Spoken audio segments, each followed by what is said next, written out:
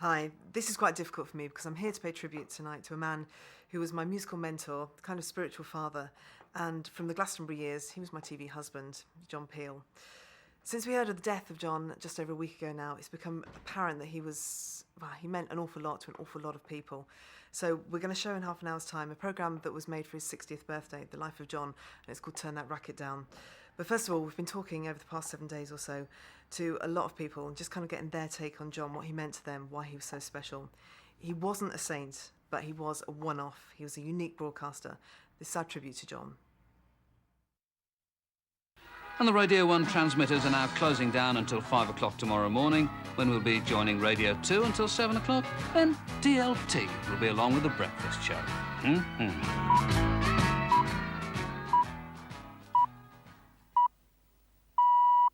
It still doesn't become a reality to me. I still feel he's on holiday and he's coming back. You know, he's just got a bit, he's having an extended holiday because I can't accept it. I sit opposite him. I get the feeling that John wasn't ready. None of us were ready. Certainly, why would we be? But I don't think he was either, and I think that makes it quite tough to talk about. I'm 20 years younger than the man. I always thought I'd go before him. He was just one of those people you just always thought would be around. It's like the Ravens at the Tower of London. It's just... BBC ain't the same place anymore. It's not the same without John.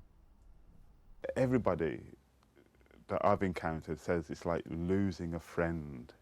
And that's everybody from the kind of experimental punk, new wave, rock, reggae kind of area to the people that listen to Home Truths on Radio 4. I mean, it's interesting, the kind of two ends of the social spectrum, and they all have the same thing to say about John Peel. I'm sure everybody in the country felt if they had a problem, they could go and talk to John, he'd understand it. There was this lovely, empathy with people that he had. I mean, I can't remember anybody in the music industry dying that has caused so many people to write so much about one person. And that just is very much a tribute to John Peel. It's been a hard year. Alistair Cook's gone and now Peel's gone. We've lost two of the greatest voices to radio in the space of a few months. Really, since I was about 30, I've had no ambitions to do anything other than what I do. So if I dropped dead tomorrow, I couldn't really complain, to be honest. I mean, I hope I don't, because there's going to be like a new Fall LP next year and things like that, and I want to hear that. So it's just been nosiness that keeps me going, thinking, if I stay alive another day, will the man from, the security van turn up with another box of records from some importer in London? It's just babyish stuff like that keeps me ticking over, really. He stood for integrity. And I know you can say pop music doesn't matter, but it does matter to an awful lot of people. And John represented integrity in that particular world. But he also represented trust in a different sort of way. People felt that you could trust this particular individual, and therefore you could trust the medium on which he appeared. I remember the first time I ever heard John Peel. I was in Birmingham.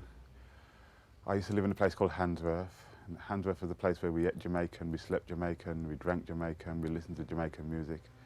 And I went to the other side of Birmingham, Moseley, and went into a guy's house, a white guy, and he was playing all this strange music on from the radio. And then immediately afterwards, this really deadpan voice went, "And now, ladies and gentlemen, we've got Misty in Roots for you."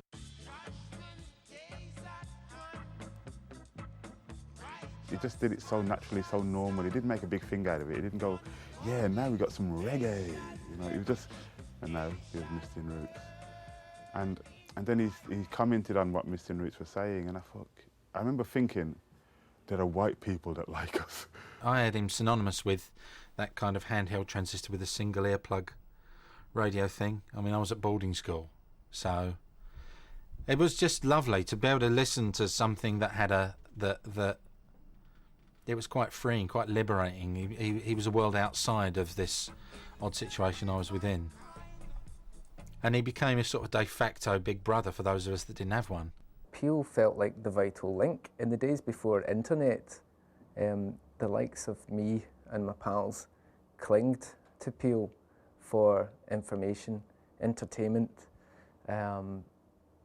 everything. He was a lifeline. Although John rubbed shoulders with lots of stars, getting close to them wasn't the point.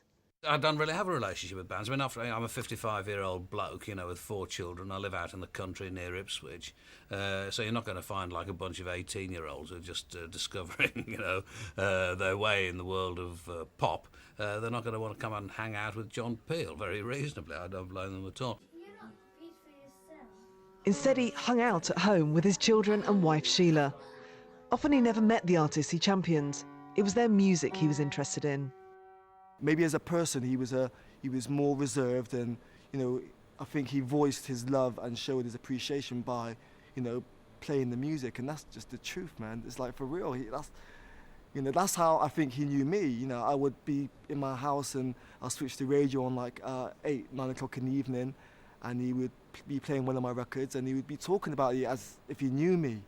And I think that's a personal touch, and that's because he actually listened to my music, and I'm proud of that, My relationship with John Peel goes back on very much a professional level. I didn't hang out with John, or I didn't really know him outside of those sort of things that we were doing.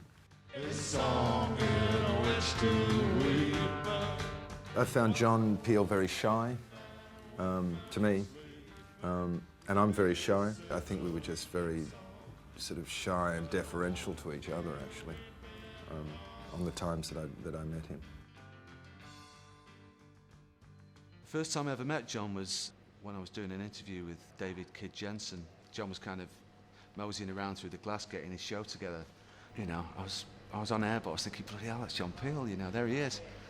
So he came in anyway to say hello, and he was, he's really, what everyone knows about him, really. He was self-effacing and very kind of droll and kind of dour but funny, He didn't play our records because we were mates. We didn't meet him until a long time after he'd been really hammering our records. Hello again, millions of listeners. On tonight's programme, we have a session for you from new fast automatic daffodils. They're first for the programme. We were both quite shy around each other. I saw him not that long ago, actually. I was driving down Great Portland Street, and he was standing, waiting to cross the road, and I waved at him really, really enthusiastically, and he smiled and he nodded. And I just thought it was like, the master of understatement in a way, but it made, it was so nice to see him there and smiling back. No matter how famous he got, John never really saw himself as a star. As a young fan, Ken Garner asked him for an interview for his student paper.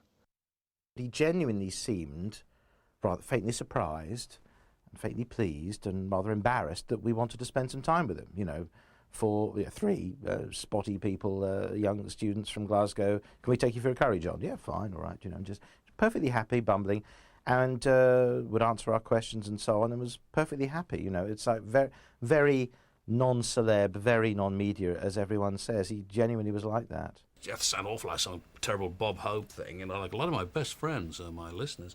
And of course, you try and approach Bob and you get beaten senseless. Hi, Bob, I'm one of your best friends. Bang! Like there's some security bloke jump on top of you. But enough people, have written and become pals to make the mail something that I look forward to.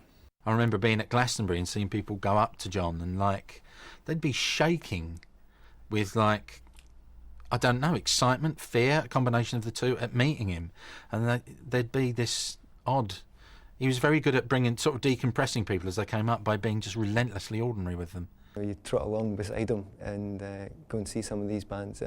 Maybe the most noticeable thing, and he would have hated it completely, he was the person most people in that place were looking at. And I don't think he would have any real sort of belief that it was the case, but people held their breath when they walked past, and every person that has met John Peel remembers what they said to him. And I always remember even just walking around the streets and people, 16-year-olds or whatever, would be stopping him and said, "Hey John, how you doing?" And he'd always have time for somebody and speak to them. He always had time for people, and he never wanted to disappoint anybody, let them down in any way. And he used to say to me, I don't know what I'm going to do. There's so much to listen to. And it's true. And there's only so many hours in a day.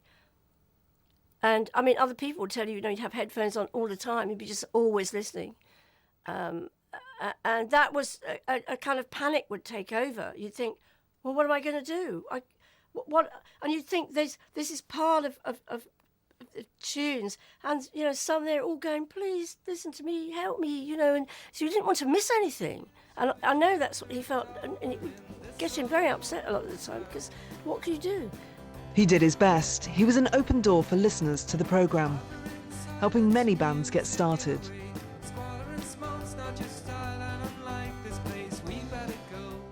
I used to, run bands and run clubs, in the 80s, and I didn't have a phone in the house, but you used to be able to phone his show and get through, so you could catch him in between records. So when the record came on, I used to run down to get the payphone and ring his number.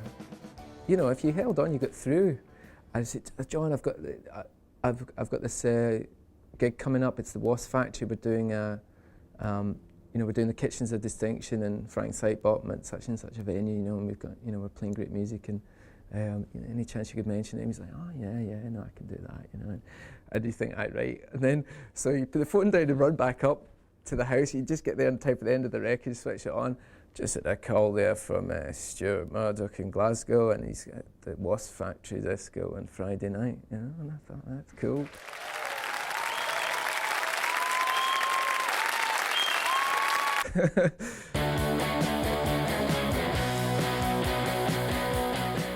John gave the leg up to the Undertones too.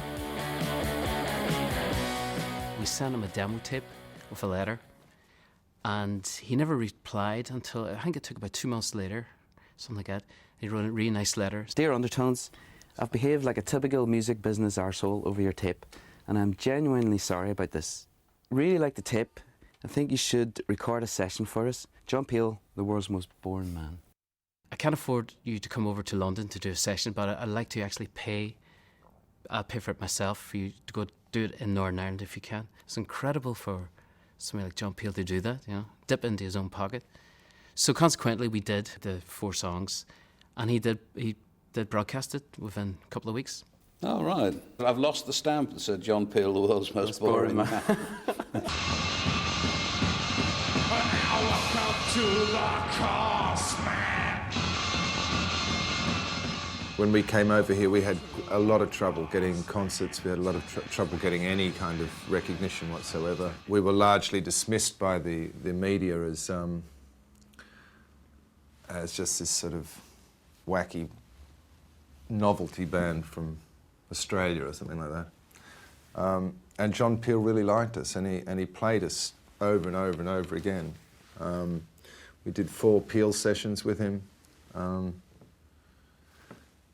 And, really, if it wasn't for that support, I don't know what we would have done, really.